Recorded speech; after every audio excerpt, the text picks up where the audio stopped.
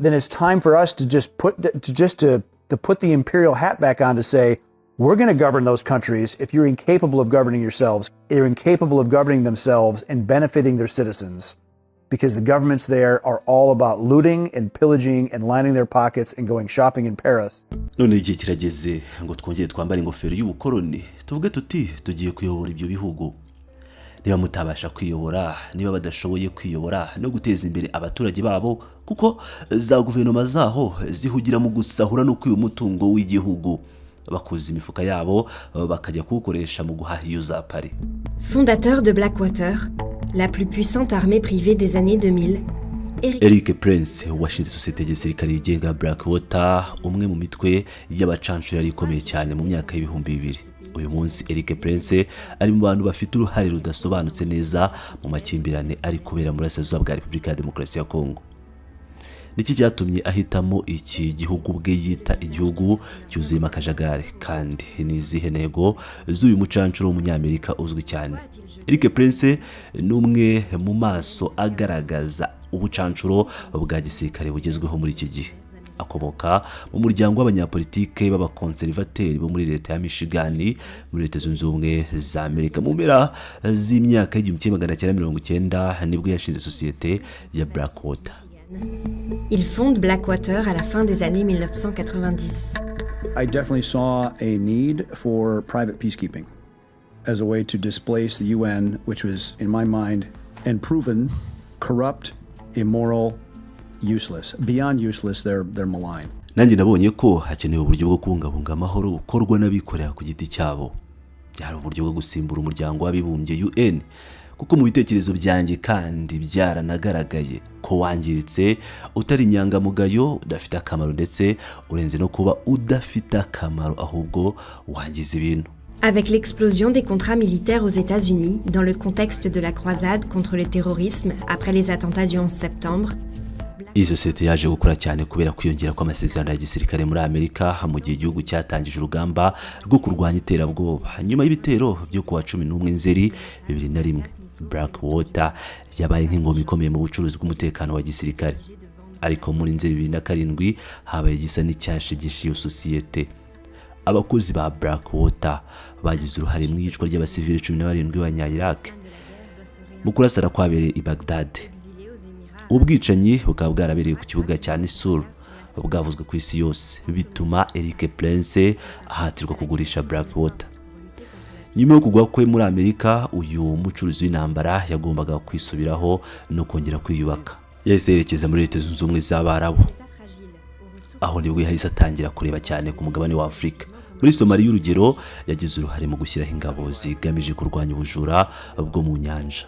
Eric Prince yakomeje kuba uwo yahoze ari we, umucuruzi w'intambara ushishikajwe cyane n'ibihugu bifite intege nke mu miyoborere ariko bifite umutungo kamere mwinshi. Ni muri urwo rwego muri Repubulika ya Demokarasi ya Kongo yahise imubera isoko rikomeye cyane. Yageze muri Kongo mu ntangiriro z'imyaka 2010. Ishoramari rye rya mbere ryibanze cyane ku bucukuzi bw'amabuye y'agaciro. Muri 2015 yashoye amafaranga mu mushinga witwa West River, abinyujije muri sosiyete ye Frontier Service Group. Yashinzwe mu ntangiriro z'imyaka 2010 kandi iri ku isoko ry'imigabane muri Hong Kong. Ishoramari rye rikomeye rya mbere ryari rigamije gucukura umuringa cyangwa cuivre mu ntara ya Kasai. Ariko umushinga ntiwatanze umusaruro wari witezwe. Nubwo byagenze gutyo, Eric Prince yakomeje gukomera ku ruhare rwe muri Repubulika ya Demokarasi ya Kongo. Agira n'amasezerano atandukanye cyane cyane n'amasosiyete y'Abashinwa, aho yakoraga imirimo yo kurinda no kugenzura umutekano w'ahacukurirwa amabuye y'agaciro akomeye. Icyo gihe ubwe yavugaga ko ari nk'uri mu butumwa bwo kurinda inyungu z'ishoramari ry'Abashinwa muri Afurika.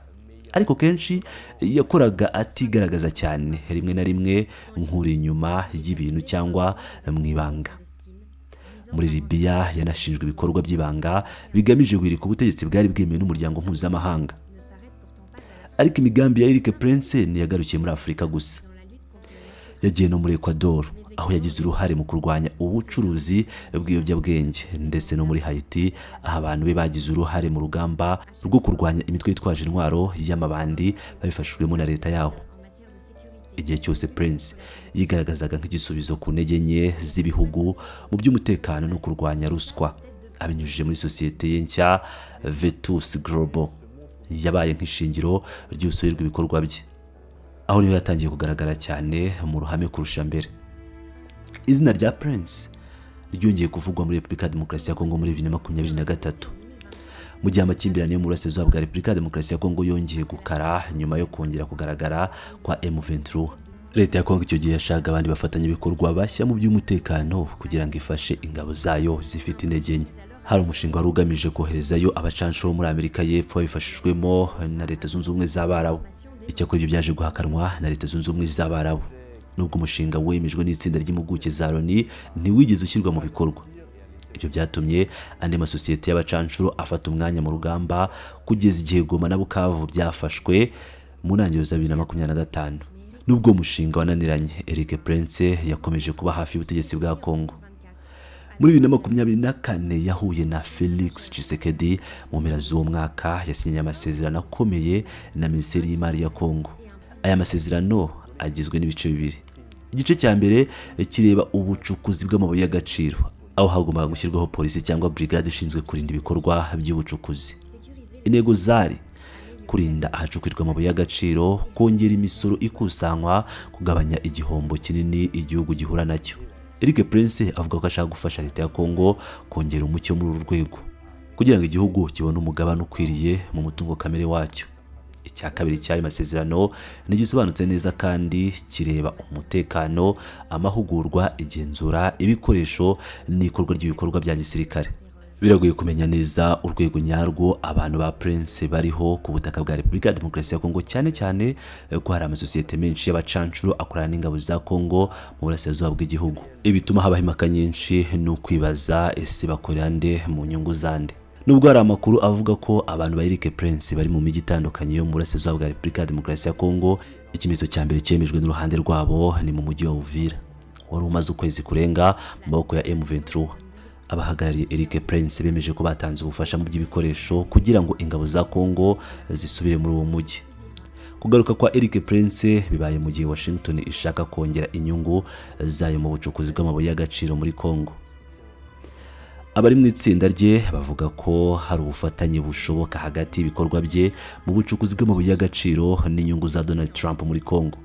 Ariko kuvuga ko ari ubufatanye cyangwa igikorwa gihuriyeho na Eric Prince ndetse na Donald Trump mu bucukuzi bwa Kongo bishobora kuba ari ugukabya cyane.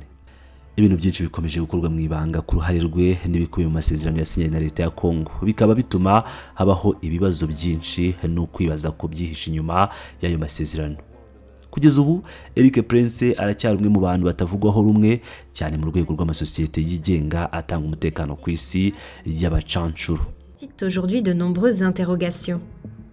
Eric Prince demeure l'un des acteurs les plus controversés du milieu de la sécurité privée. Did your people ever kill innocent civilians? It's entirely possible. Ese abantu bawe bigeze kwica abasivili b'inzirakarengane? Birashoboka rwose.